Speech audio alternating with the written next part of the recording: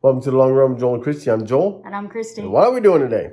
We're going to share with you what I eat in a day, or well, really it'll be what we eat in a day.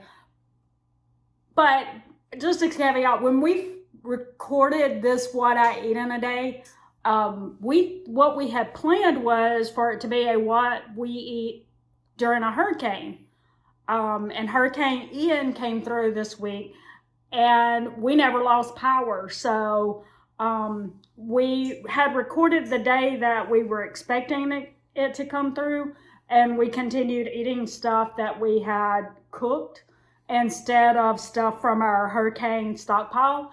And what we were going to show you was the next day what we actually ate while we didn't have power, but we never lost power, which is such a great problem to have, because so many people lost power and we never lost it. So we're just going to show you that first day what we ate while we were waiting for the hurricane to come, because we didn't record anything since we didn't actually use our hurricane stockpile. So now we are going to insert what we ate the day that we were expecting the hurricane.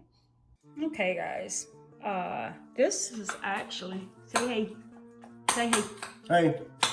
This is actually like the day that the hurricane is supposed to actually make landfall on Florida. And so it's not here in Orlando yet.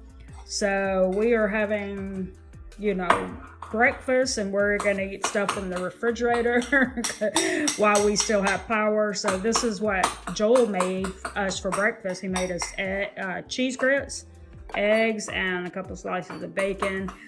Those we bake, and then we just put them in the microwave and heat them back up like a ready cooked piece of bacon, but we just baked the pack ourselves because it's cheaper than that. So anyway, that's breakfast. Okay, so it's time for lunch now, and since Joel's home with me, since, hurricane, so he's home today, we're just going to eat some of my low-carb stir-fry that I made. I'm going to insert right now a video clip of how I make this. It's like 10 minutes long, maybe. So I'll insert that, and the clip won't be 10 minutes, but Anyway, and that's what we're going to eat for lunch, and we're going to hopefully get something else that we cook for dinner tonight. Like, we have meat set out and everything like that. As long as we don't lose power, we'll be able to cook it. If not, then we'll be going to our pantry to pull out some of the prepackaged stuff. So this is what we're having for lunch. Okay, to start off this recipe for the low-carb stir fry, use ground chicken, and you put it in your skillet, you brown it. This is actually ground turkey because we found ground turkey cheaper than ground chicken. I said that right, didn't I? Mm-hmm. Found ground turkey cheaper than ground chicken. But anyway, so we're using turkey, but it's the same idea. And you just brown that, and when you're done, then you start adding other things into it. We divided the meat up into 2 batches because I originally thought I was going to make 2 batches at one time, like in one skillet, but I realized that the skillet's not big enough. So we divided it back into one, so that's about 1 pound, probably a little bit more than 1 pound, but yeah. So we've got it browned, and what we're gonna do now is we're gonna add garlic and ginger to it.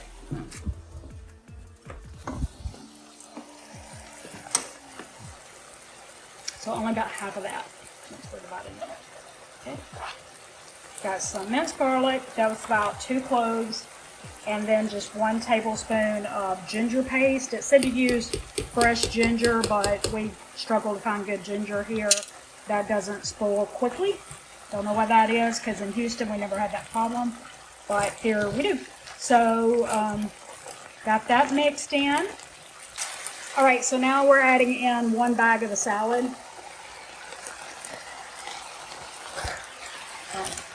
That's what we got, and we just took the little packet that comes in it and put it to the side because we didn't want to use that. And so we just dumped all the veggies in here, and then he's going to add in 1/4 of soy sauce. And we got reduced sodium soy sauce, but you could also use like tamari, which is gluten-free, or coconut aminos, I think is a good substitute for soy sauce. But it's a little more expensive. So we just get reduced sodium. There you go. Add that in. And then you just keep going until all your veggies are tender like you want them to be, probably about 2 to 5 minutes. Okay, so we have one last step, and that is, first of all, if you're going to use any scallions or green onions, you'll throw that in. But then also you just drizzle some sesame seed oil or sesame oil on it, about 1 tablespoon, and you just mix that together and it's ready to serve. And I eat this for lunch often, so there you go. All right, and so we cooked one more dinner with,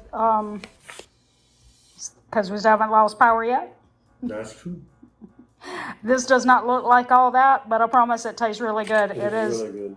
It's a New Orleans chicken lazone pasta. It just means it's kind of like a Cajun thing. So it's really spicy. Not necessarily the healthiest thing. Yeah, well demonized food, man. But it is.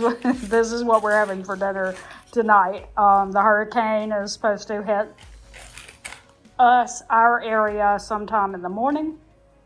So we had a little more time with some power, so we went ahead and cooked food instead of eating the prepackaged food, which is still food, but it's prepackaged.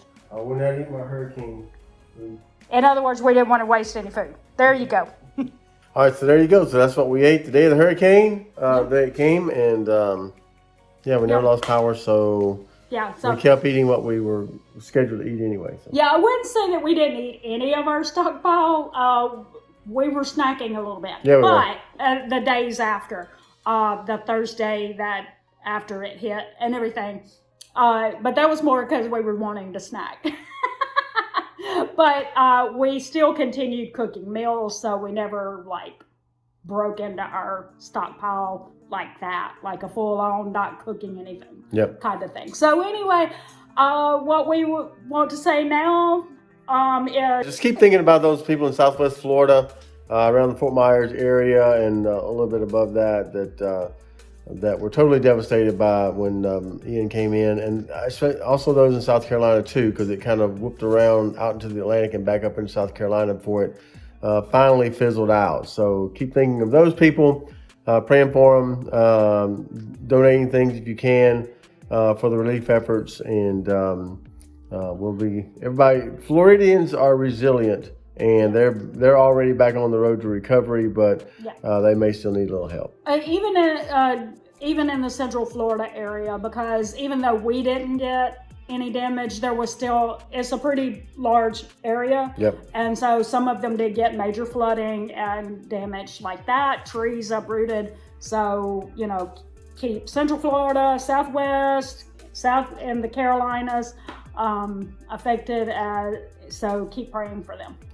All right, so don't forget to like, subscribe, and hit that notifications bell for updates when we upload new videos on Monday, Wednesday, Friday, sometimes on the weekends, sometimes in between. You just kind of never know. We're going to drop one in there. But with that said, that's going to do it today for The Long Run with Joel and Christy. I'm Joel. And I'm Christy. And don't forget, it's the long run. Give yourself a little grace. Bye.